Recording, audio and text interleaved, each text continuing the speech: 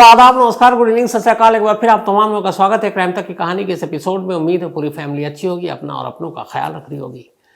कुछ वक्त पहले या काफ़ी वक्त पहले एक फिल्म आई थी अक्षय कुमार की, गब्बर। सोशल इश्यूज़ पे वो फिल्म बनी थी, हालांकि बहुत ज़्यादा चली नहीं, लेकिन उस पर कुछ चीज़ें जो दिखाई गई थी वो आगे चलकर रियलिटी में तब्दील होंगी, किसी ने सोचा नहीं था। यह हो सकता है ऐसी सच्चाइयों को सुनने के बाद यह फिल्म बनी। और जो कुछ इस फिल्म में हुआ हकीकत में भी वही हो रहा है। ऐसे बहुत सारे अस्पताल हैं अपने देश में जहां लाशों का इलाज होता है। अब आप कहेंगे कि क्या बोल रहा हूं मैं, भाई अस्पताल तो मरीजों के लिए है। अस्पताल या डॉक्टर इसलिए होते हैं कि अगर कोई बीमार पड़े, कोई मुसीबत में हो तो उसका इलाज करें, उसे ठीक करें और अपनी तरफ से पूरी कोशिश करें उसे बचाने की। आज भी हम लोग डॉक्टर को भगवान और खुदा का दर्जा देते हैं, क्योंकि जब सारी उम्मीदें टूट जाती हैं तो ये लगता है डॉक्टर साहब बचा लेंगे।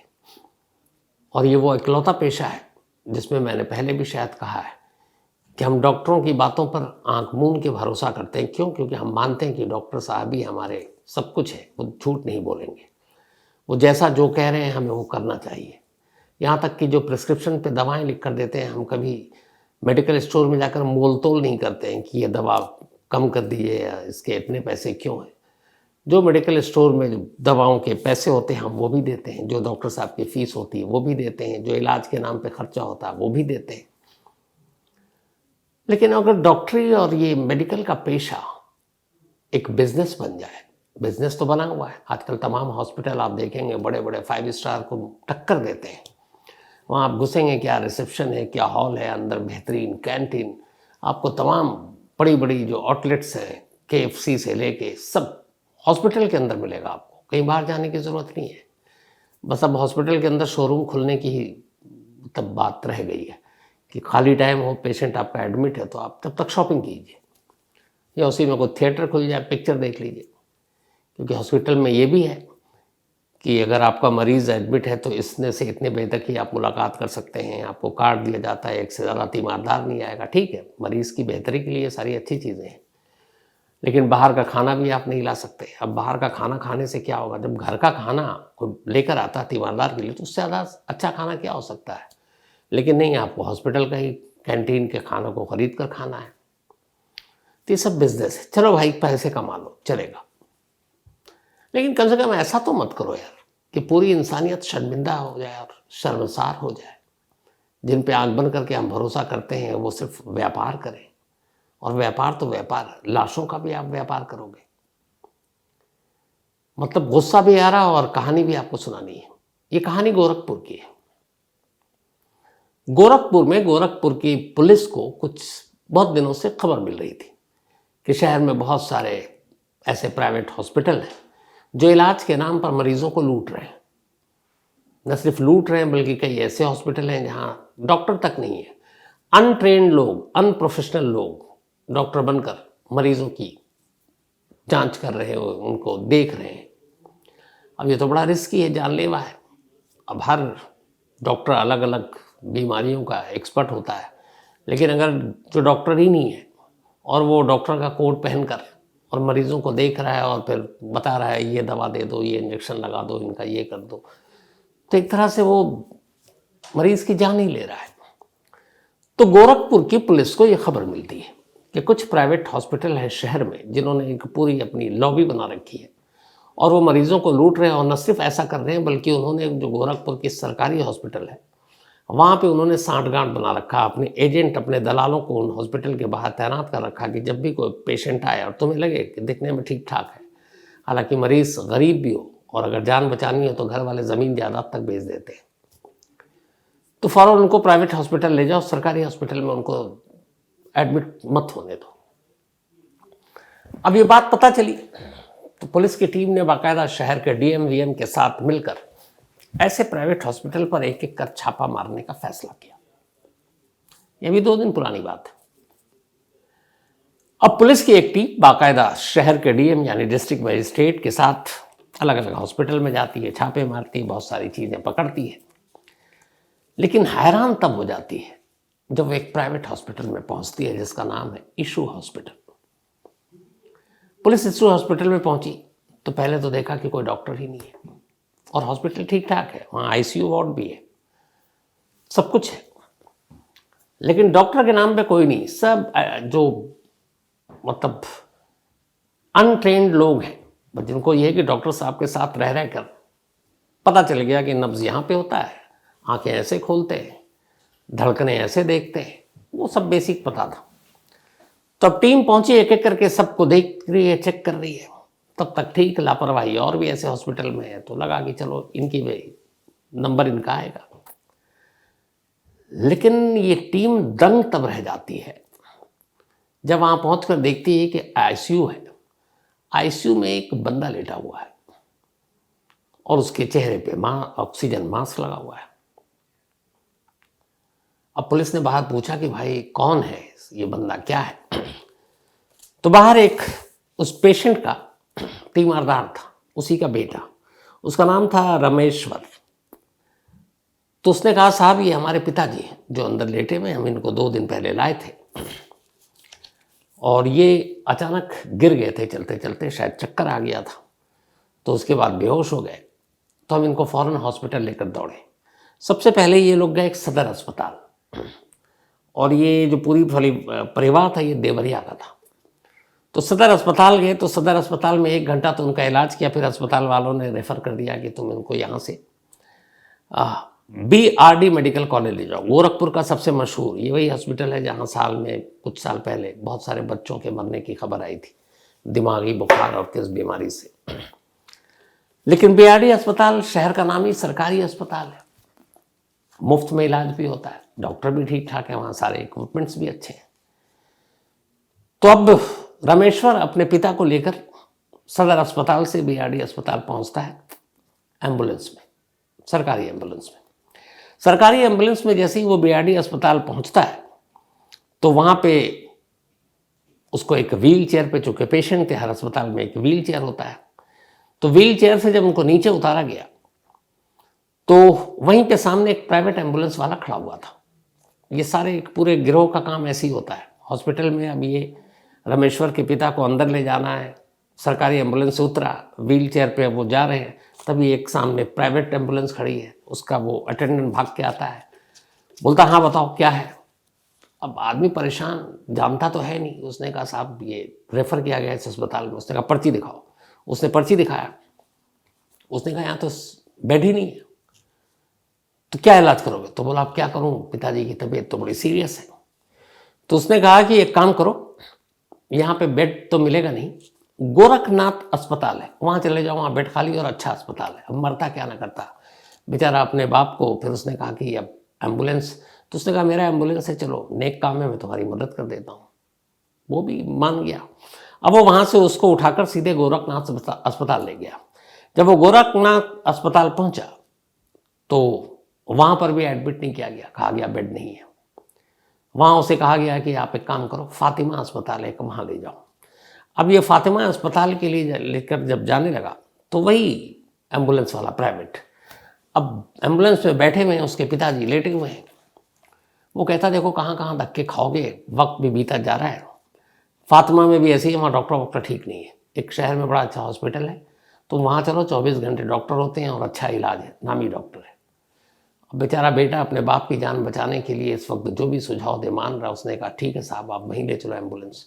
अब वो एम्बुलेंस ले जाकर एक इशू अस्पताल है शहर में, वहाँ जाकर रोकता है, फ़ौरन व्हील चेयर पर अंदर ले जाया जाता है, इलाज शुरू होता है।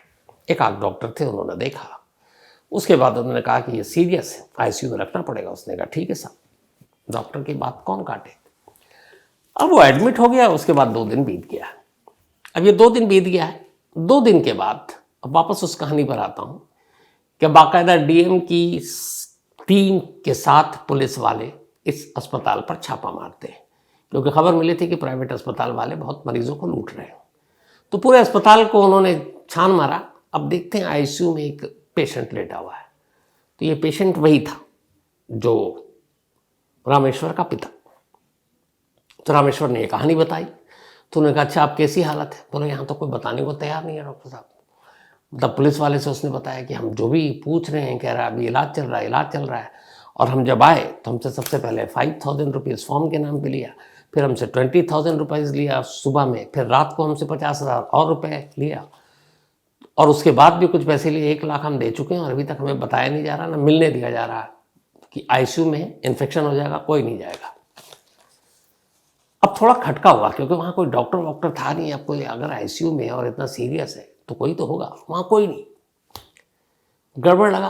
पुलिस की टीम ने कहा ठहरो। अब वो एक होटल के स्टाफ को बुला कर लाए आईसीयू में। उन्होंने आईसीयू के कपड़े पहने ताकि जूते वूते बाहर उतारे, अंदर गए। अब जाकर पेशेंट को देख रहे हैं। जब पेशेंट को देखा, ऑक्सीजन मास्क लगा हुआ है। पुलिस वाले और ये सब, इनकी भी नजरें होती हैं, इतने सारे केस करते रहते हैं। तो देखा कि आईसीयू के अंदर वेंटिलेटर पर लेटा हुआ है वो शख्स, वेंटिलेटर पर। अब जब उन्होंने उसकी हालत देखी तो फिर अटेंडेंट से पूछा पुलिस वाले ने, जो वहां पुलिस अफसर से, कि ये क्या है। तो वो घबराया, बोले भाई ये तो मुर्दा है, तुम इसको वेंटिलेटर पे और ऑक्सीजन का मास्क वास लगा के तुम लेटाए हुए हो। अब उसकी हवा खराब।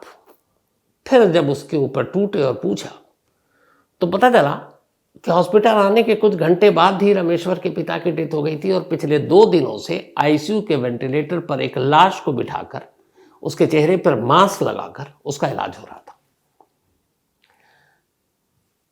फौरन पुलिस ने लाश को कब्जे में लिया। इसके बाद सरकारी अस्पताल में पोस्टमार्टम किया तो पता चला कि वाकई उसकी मौत तो ये जो इलाज चल रहा है इससे 24-36 घंटे पहले हो चुकी है। अब आप सोचिए। और वो बेचारा गरीब, पैसे एक तरफ रखिए, उसने भी जो भी 1-1.5 लाख रुपए दिए, वो तो इस उम्मीद पे है कि उसका बाप का इलाज चल रहा है, वो जिंदा है। उसे मालूम ही नहीं कि एक मुर्दे को लिटाकर मुर्दे के इलाज के नाम पर उससे पैसे लिए जा रहे हैं। सोचिए उसके ऊपर क्या बीती होगी। जिंदगी में अभी कभी भी वो किसी अस्पताल या डॉक्टर के पास जाएगा तो उसकी सोच क्या होगी। 8 लोगों के इस हॉस्पिटल के मालिक समेत जितने डॉक्टर थे उन सबको पकड़ा गया। ये तस्वीरें आप देखिएगा जो पुलिस वालों के साथ, जैसे मुजरिमों की तस्वीर नहीं होती, छठे हुए बदमाशों की, गुंडों की, ये वो सारे पढ़े लिखे लोग हैं पुलिस के साथ पीछे खड़े हुए। इनके गिरफ्तार करने के बाद पुलिस ने प्रेस कॉन्फ्रेंस करके ये सारी कहानी का खुलासा किया था। यानी इस अस्पताल में एक लाश का इलाज चल रहा था। लेकिन अफसोस ये कहानी इकलौती नहीं है कि यहीं हो गई, चलो एक अस्पताल ने गलती कर दी। पीलीभीत, ये भी यूपी में है, 7 जून 2019 की बात है। एक शख्स के एक्सीडेंट में उसको चोट लग गई। उसके घर वाले उसको फौरन अस्पताल लेकर गए, और जब वो अस्पताल लेकर गए तो उन्होंने देखा कि भाई ये तो बड़ा सीरियस है। उसको आईसीयू में बाकायदा वेंटिलेटर पर रखा गया। राजू उस शख्स का नाम था, और मैकूलाल वीरेंद्रनाथ अस्पताल ये उसका नाम था। अब वहां पे ले जाने के बाद तमाम उनसे पैसे लिए गए। 1 लाख रुपए आनन फानन में ले लिए गए। अब घर वाले कह रहे हैं भाई मिलना भी है, देखना भी है, वो देखने भी ना दें। फिर इत्तेफाक से अगले दिन उन्होंने देखा कि राजू की आंखों पे पट्टी बंधी हुई और मुंह पे टेप। अब उन्होंने कहा ये कैसा इलाज चल रहा है। उन्हें कुछ गड़बड़ लगा। उन्हें लगा, वो पढ़े लिखे लोग, कि ऐसा तो तब होता है जब किसी की डेथ होती है। अब उन्होंने हंगामा करना शुरू किया। मामला पुलिस तक पहुंची, पुलिस से डीएम तक पहुंची। इसके बाद भाई फिर सब वो लोग आए तो देखा कि वाकई वो तो दम तोड़ चुका है, जिसको वेंटिलेटर पर लिटाए हुए हैं और वहां पे भी ऑक्सीजन दे रहे हैं। लाश को पोस्टमार्टम के लिए भेजा गया। पता चला कि इसकी मौत करीब 28 से 30 घंटे पहले हो चुकी है। जिस वक्त उस लाश को लेकर हंगामा हुआ था उससे पहले, यानी पिछले 1 दिनों से वहां पर एक मुर्दे या एक लाश का इलाज चल रहा था। यह पीलीभीत की कहानी है। ऐसी ही एक कहानी गुरुग्राम की है, जो पहले गुड़गांव था। यहां पर भी एक शख्स पहुंचा और उसका इलाज चल रहा था। उसको कुछ प्रॉब्लम थी तो वहां उसको हॉस्पिटल में भर्ती किया गया। ये बात 19 जनवरी 2019 की है। तो इन्फेक्शन की वजह से उसे कुछ बीमारी हो गई थी। अब वहां ले जाकर उसका इलाज करना शुरू किया गया। लेकिन यहां पे दूसरी कहानी आई। 19 जनवरी को एडमिट हुआ और 20 जनवरी को डॉक्टर ने कहा कि इसकी डेथ हो गई है, तो आप लाश ले जाओ। अब डॉक्टरों ने उसको बिल दिया 24 घंटे का। वो बिल भी करीब 1 लाख के आसपास था। अब इत्तेफाक से गुरुग्राम का ये परिवार जो वहाँ पहुँचा था, उनके पास इतने पैसे नहीं थे। उन्होंने कहा साहब पैसे नहीं है, तो उन्होंने कहा ठीक है आप पूरे पैसे लेकर आओ, फिर लाश ले जाना। और लाश जब तक फीस ना दो, ऐसे कई लाशों को रखा गया जबरन, ये आम बात है हमारे यहाँ। अब मरता क्या ना करता, परिवार ने कहा ठीक है हम पैसे का इंतजाम करके आते हैं। अगले दिन सुबह, ये बात है शाम की, 19 को एडमिट किया, 20 जनवरी की डेथ हुई। घर वालों को बता दिया शाम को, घर वाले के पास पैसे नहीं, उन्होंने कहा हम पैसे का इंतजाम कर रहे हैं। और एक सिर्फ रात की बात थी। अगले दिन सुबह वो पैसे लेकर हॉस्पिटल पहुंच गए। उन्होंने कहा ये लीजिए।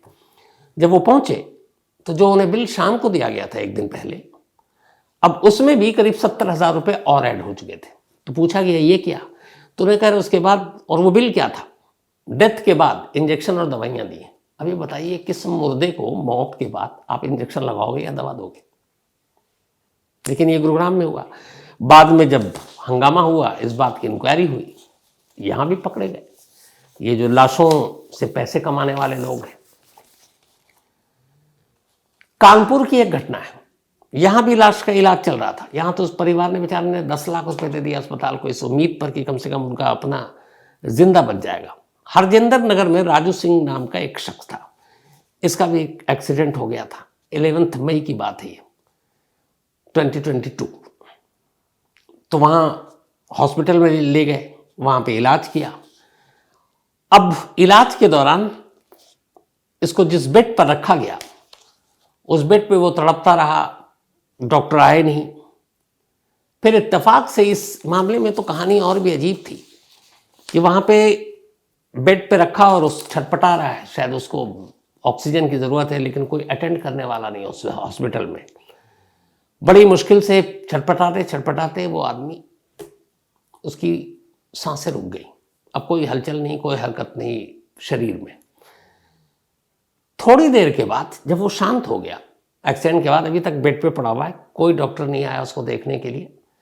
और जब शांत हो गया तो एक डॉक्टर आता है, और जूनियर डॉक्टर, वो उसको देखता है और देखने के बाद उसको ऑक्सीजन देता है और फिर ड्रिप लगा देता है।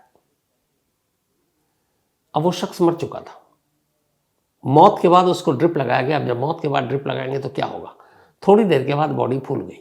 जब बॉडी फूली तो लोगों ने कहा ये क्या, परिवार को तब तक खबर मिल चुकी थी, परिवार भाग कर आया।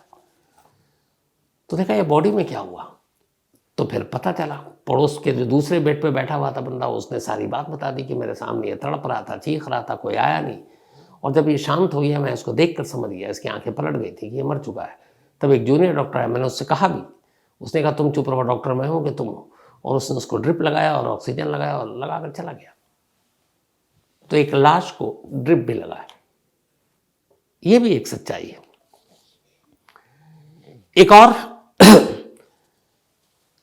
कानपुर में ही ऐसे हुआ था, जब एक लाश को 2 दिन तक अस्पताल ने, घर वाले कह रहे हैं कि हम खुद देखकर घर वाले कह रहे हैं कि हमें लगता है कि अभी ये बचा नहीं। उन्होंने कहा डॉक्टर तुम हो कि मैं हूं, और उन्होंने इलाज किया और 2 दिन तक इलाज किया और उनसे करीब 1.5 लाख रुपए वसूल कर लिए। इन सारी कहानियों का एक सबसे हैरत अंगेज मिसाल एक और है। हुआ ये कि झांसी में, अपने यूपी में ही झांसी में, एक मंत्री साहब थे यूपी सरकार के, जो अपने इलाके के, इसी इलाके से थे। वो एमएलए फिर मिनिस्टर बन गए। उनका नाम भी है जयवीर सिंह। तो ये झांसी के डिस्ट्रिक्ट हॉस्पिटल, जिसका नाम है चित्रकूट डिस्ट्रिक्ट हॉस्पिटल, ये वहाँ ऐसे ही दौरे पर पहुँचे कि चल के देखते, बल्कि ये यूपी के चित्रकूट में किस अस्पताल में सब ठीक ठाक है कि नहीं। अक्सर नेता मंत्री अपने इलाके में दौरा करते हैं, तो ये भी उस अस्पताल में दौरा के लिए पहुंच गए। और अचानक पहुंचे, अस्पताल किसी को पता नहीं। जब ये पहुंचे तो इन्होंने सारा देखा। अब जब ये अस्पताल के अंदर घुसे तो जो एमएस मेडिकल सुपरिटेंडेंट, बाकी लोगों को पता चल गया, मंत्री साहब आए, अब सब अलर्ट पे, सब भाग रहे हैं अफरा तफरी में, अलग अलग वार्ड में सब फैल गए, मरीजों को देखना शुरू कर दिया।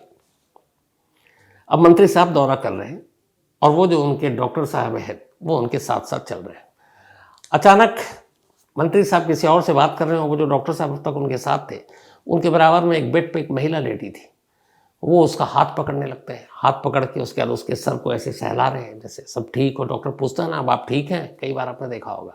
और उसका फिर हाथ पकड़े हुए हैं, फिर नब्ज देख रहे हैं। मंत्री साहब आते हैं, कहते हैं इनको क्या हुआ, कहते हैं वो बीमार है, लेकिन कहते इनका इलाज ठीक से हो रहा है। बिल्कुल डॉक्टर सब ठीक से हो रहा। मंत्री साहब ने भी अपना फर्ज निभाया, 10 मिनट का दौरा किया हॉस्पिटल के बाहर। लेकिन जैसे ही वो बाहर निकले, एक लोकल लेडी थी जो वहां पे एक तरह से राजनीति में भी थी पर लोकल थी और नेता टाइप थी। उसने क्या किया कि जब वो मंत्री साहब वहां पे थे और डॉक्टर उस महिला का इलाज कर रहे थे, हाथ वाथ पकड़ के सर पे उसके हाथ फेर रहे थे, उसने फोटो खींच लिया था और वीडियो बना लिया था। अब बाहर आई तो अचानक उसे कुछ याद आया, फिर वो अंदर गई, फिर बाहर आई और मंत्री साहब से उसने कहा, मंत्री साहब आप जाने वाले हैं। उसने कहा आप 1 मिनट अंदर आ जाइए। मंत्री साहब ने कहा क्या हुआ? बोला आई तो सही। अंदर गई। बोले ये जो डॉक्टर साहब आपके सामने इलाज की नौटंकी कर रहे थे ना, ये महिला तो कब की मर चुकी है, ये तो डेड बॉडी है, लाश है, वो आपको दिखाने के लिए उसका इलाज करते। मंत्री साहब ने कहा क्या कैसी बातें कर रही हो तुम, ऐसा नहीं हो सकता। बोले ठीक है, आप खुद देख लीजिए कि वो जिंदा है कि नहीं, अभी तो आप यहीं हैं, 2 मिनट लगेगा, अंदर चल लीजिए उसी बेड के करीब। अब वो मंत्री साहब सकपका गए कि ऐसा कैसे हो सकता है। अब वो वापस इधर डॉक्टर साहब, जो सबको लगा मंत्री गए, बला टली, जैसे ही पता चला वो वापस अंदर आने, सब फिर से अलर्ट मोड पे। अब मंत्री साहब आके सीधे उस बेड पे रुक गए और जिस डॉक्टर को उन्होंने इलाज करते देखा था बुलाया, बोले इसको क्या हुआ है। फिर उसने कहा कि कुछ बीमारी है। तो उन्होंने कहा कि ज़रा इनसे बात करना चाहता हूँ, बात कराइए। बोले सर होश में नहीं है। तो मंत्री ने कहा होश में नहीं है या फिर ये लाश है, मुर्दा है। अब डॉक्टर साहब की हवा खराब। उन्होंने कहा नहीं डॉक्टर साहब ठीक है। तो उन्होंने कहा ठीक है, इसकी धड़कन और नब्ज तो चल रही होगी। अब डॉक्टर नौटंकी कर रहे हैं वहाँ पे, अरे उठो, जो भी नाम ले रहे थे उस महिला का, ये करके, लेकिन लाश कहाँ बोलती है। अब इधर पसीने पसीने डॉक्टर साहब फिर उसके सीने पे हाथ रख रख के जोर जोर से पंप कर रहे हैं कि शायद महिला उठ जाए। 3 मिनट हो गया, फिर डॉक्टर साहब ने मंत्री जी के सामने हाथ जोड़ा और कहा माफ कर दीजिए, ये लाश है। अब आप बताइए ऐसी चीज़ों से गुस्सा आएगा कि नहीं आएगा। और ये सिर्फ मैंने कुछ हॉस्पिटल के नाम बताए, ऐसे ना मालूम कितने हरियाणा के केस हैं, ऐसे ना मालूम कितने बिहार के केस हैं। पटना मेडिकल कॉलेज में ऐसा कई वाक़या हो चुका है। दिल्ली में एक बहुत पहले ये ऐसा केस हो चुका है। और लाश को पैसे न देने की वजह से कब्जे में रखना, ये तो अनगिनत बार हो चुका है। देश का शायद ही मुझे लगता है कोई स्टेट होगा जहाँ पे इस तरह की चीज़ें ना हुई हो। और उसकी वजह ये है कि एक नोबल प्रोफेशन, एक ऐसा पेशा जिस पर हम सब आंख मूंद के यकीन करते हैं, जब वो कारोबार में बदल जाएगा तो यही होगा। आप यही देखिए कि पहले एक डॉक्टर हुआ करते थे, सिर्फ आपके नब्ज देखकर आपकी बीमारी बता देते थे। आजकल तो ये है कि डॉक्टर साहब के पास जाइए तो खुद ही पहले तो गूगल कर लेते हैं, और या अपनी बला टालने के लिए सीधे ज़रूरत नहीं भी है तो ये टेस्ट करवा लीजिए। टेस्ट से ही सब कुछ पता करके बताना है तो फिर क्या मतलब, छोटी छोटी बात कर रहा हूँ, सीरियस चीज़ें उसका ज़रूर टेस्ट होना चाहिए। बड़ी बड़ी कंपनियां अब इस फील्ड में उतर चुकी हैं। आप बड़े बड़े नाम मुझे लेने की ज़रूरत भी नहीं है, लेकिन आप देखिए उनकी आलिशान हॉस्पिटल की इमारतों को देखिए, उनके मतलब इंटीरियर देखिए, उनके कमरे देखिए, 5 स्टार होटल।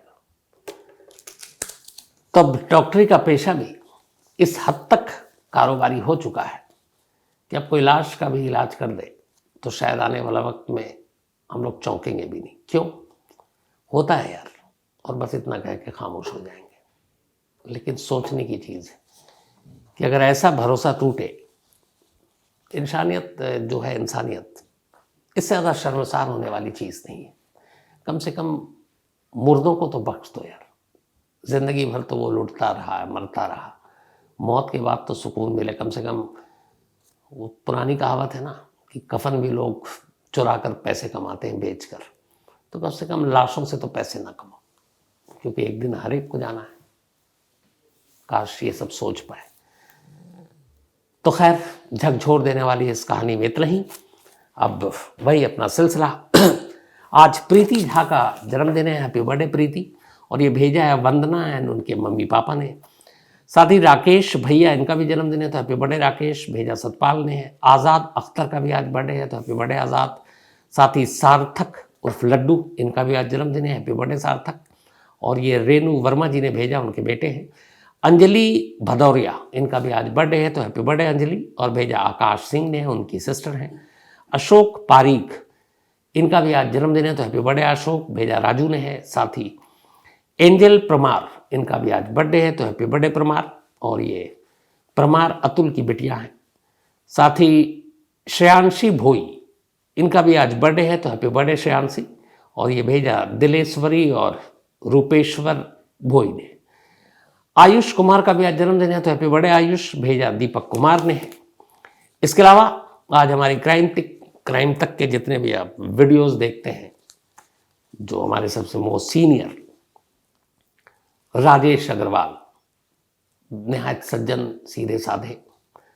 तो आज राजेश अग्रवाल और वंदना अग्रवाल, उनकी पत्नी, इन दोनों की मैरिज एनिवर्सरी है। राजेश ने आज 2 दिन की छुट्टी भी ली है, कहीं घुमाने ले जाएंगे, वादा किया होगा वंदना से, बनता भी है। तो हैप्पी मैरिज एनिवर्सरी राजेश और वंदना, आप दोनों को हमेशा आप अच्छे रहें, खुश रहें और आज का दिन एंजॉय कीजिए। इसके अलावा भारती बैरागी और विष्णु बैरागी, इन दोनों की भी आज मैरिज एनिवर्सरी है। तो भारती जी और विष्णु जी, आप दोनों को बहुत बहुत बधाई। भेजा विष्णु परिहार ने है। काजल और अविनाश तोमर, और साथ ही चंचल और हरजिंदर तोमर। तो काजल और चंचल दोनों बहनें हैं और इन दोनों की एनिवर्सरी एक साथ है। तो काजल और अविनाश, आप दोनों को बहुत बहुत बधाई। और चंचल और हरजिंदर जी, आप दोनों को भी बहुत बहुत बधाई।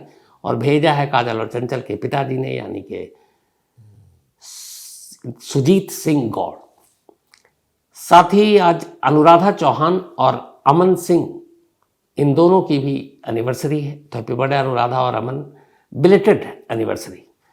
शल्लू यादव और विपिन कुमार, इन दोनों की भी आज एनिवर्सरी है। तो शल्लू जी आपको और विपिन जी आपको, आप दोनों को बहुत बहुत बधाई।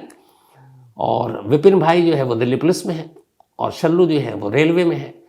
तो मुझे लगता है विपिन भाई के भी आपको रिजर्वेशन कंफर्म कराने में, टिकट रेलवे में कोई मुश्किल आती नहीं होगी।